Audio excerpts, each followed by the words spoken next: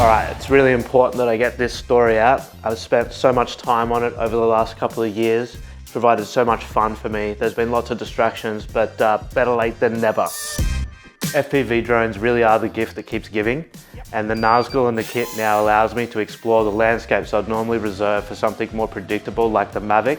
So it's really opened up my eyes to a whole nother world of FPV drones, and for that I'm very grateful. So after testing the Nazgul at somewhere very familiar like Kings Beach, I was able to really benchmark some of the capabilities so that I could test that out in other places. And that's really what that whole journey was about, is to be able to create a standard of which to base all of my knowledge from. I've never done any of this before, so I want to try and minimize the chance of losing a drone, and setting these sort of criteria and these limitations is going to be important for me. Whilst I was at Kings Beach practicing, I was able to ascertain that I could safely fly about 800 meters, maybe a kilometer, with the VTX still remaining good quality with image and good quality with latency. So I felt pretty comfortable with that. I was able to get 3.5 to 4 minutes out of the battery. That still gave me plenty of room for error, but I thought that was a good basis for me to begin with. I flew about 10 packs, so I think that'll be a good grounding, and it means that now when I'm in similar situations, I can just use this knowledge as a base point. So the next challenge I had for the Nazgul was to head to Bribie Island. I had some shots to get for the Black Knight off-road channel, and I thought the Nazgul would provide some really cool B-roll shots, some fast-moving B-roll shots of the vehicles moving through the island, over the sand and near the water. I thought it would give some really cool dimension to the otherwise more static footage. So I thought it'd be a good challenge for my first real-world experience with the FPV and Nazgul. It's hard to find time to do the FPV filming in amongst all the other filming you have to do. With this particular situation, I'd only have time to fly with one FPV battery. So my strategy was to just get the drivers to drive up and down the beach for around 5 minutes, not going any more than about a kilometer in either direction. And that would allow me to get different shots and different angles of the vehicles as they move through the area. And I think the strategy worked pretty well on the limited time that I had. This strategy also allows for me to stay safe and not lose the drone, because it's always just staying either in shallow water or over the sand. I know that if anything happens and it falls out of the sky, I can easily recover it. I've told the drivers to stay nice and close for maximum impact. I think it's worked pretty well.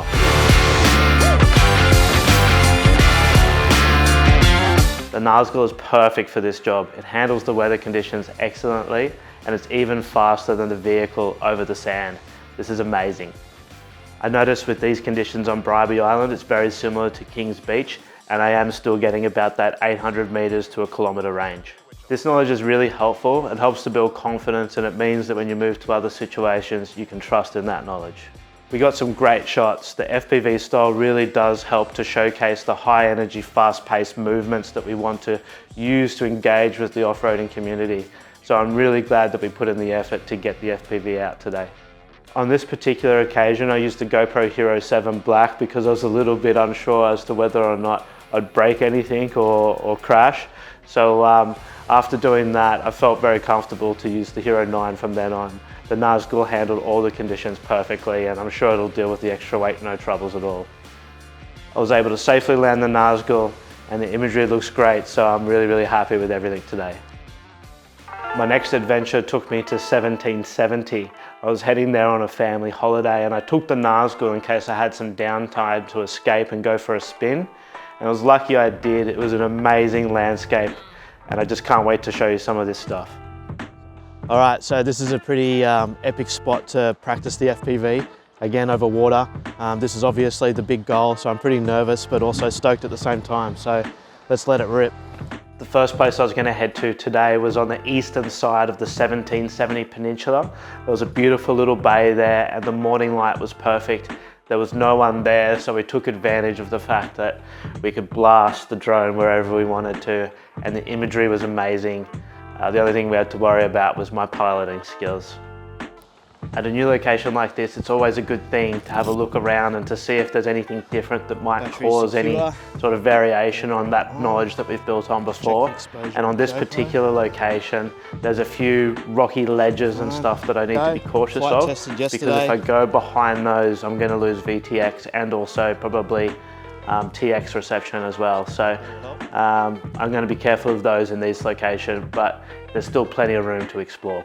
The rocky ledges are the main concern. You don't really have to worry when you're out over the ocean. It's nice and safe, and the radio signal has plenty of clear line of sight to get to the drone.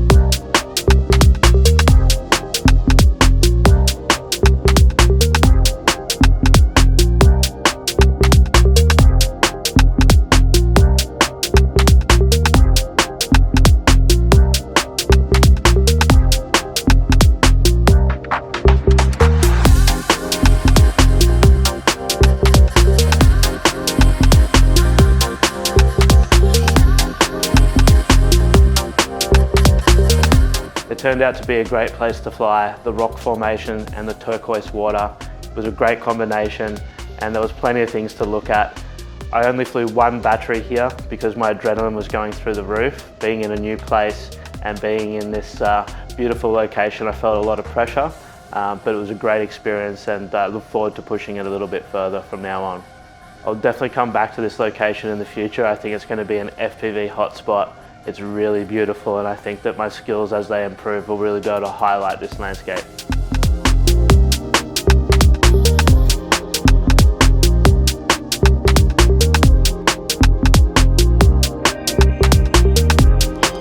Well, we didn't crash and I didn't lose a drone, so I count that as a success, but flying these coastlines is definitely a new skill that I'm going to have to acquire. It definitely does take a different type of skill.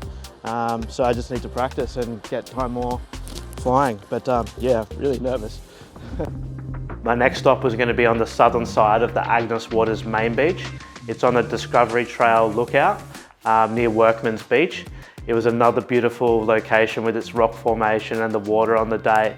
It was a little bit windier being later in the morning, but it was still a great opportunity to send a Nazgul out and to see what it can actually do. It didn't disappoint, that's for sure.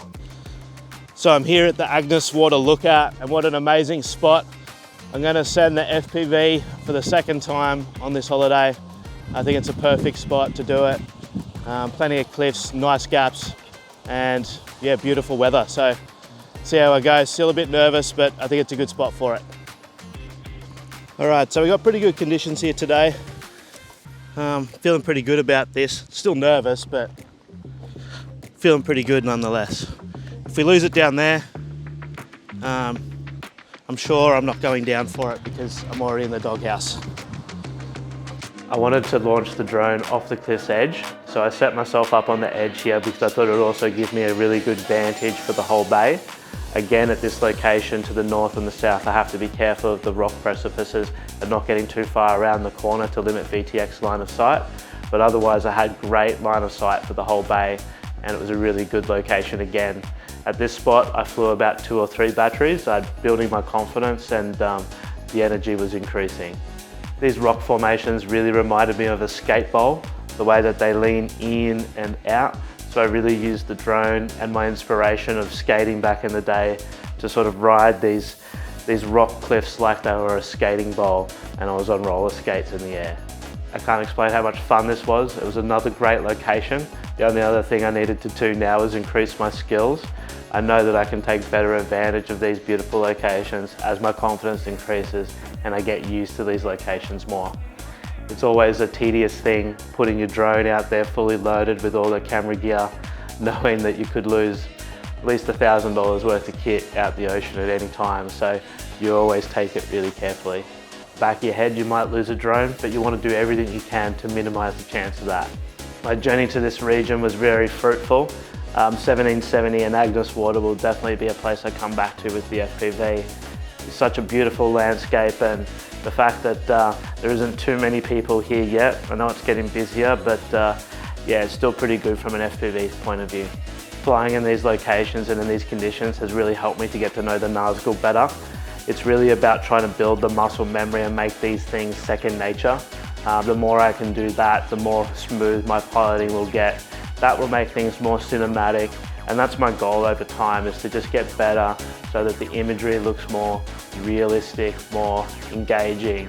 And I think that that's what the FPV cinematics is all about, is really bringing your viewer into the imagery and engaging with them at a different level. Obviously, the platform drones are really, really good, and they're sort of unbeatable in their class, but the way that you can move like a bird with an FPV is really unique, and it's something you've got to take advantage of if you're into cinematics. So these are just some of the early adventures I've had with the Nazgul. I look forward to sharing more of these adventures with you. I know it's a long time between drinks, but bear with me. I think it's going to build into something worthwhile. And thanks for everyone who stayed with us and watched over the years. I know I'm saying I'm going to do videos quickly, but sometimes there's just lots of distractions in life, so thanks for watching.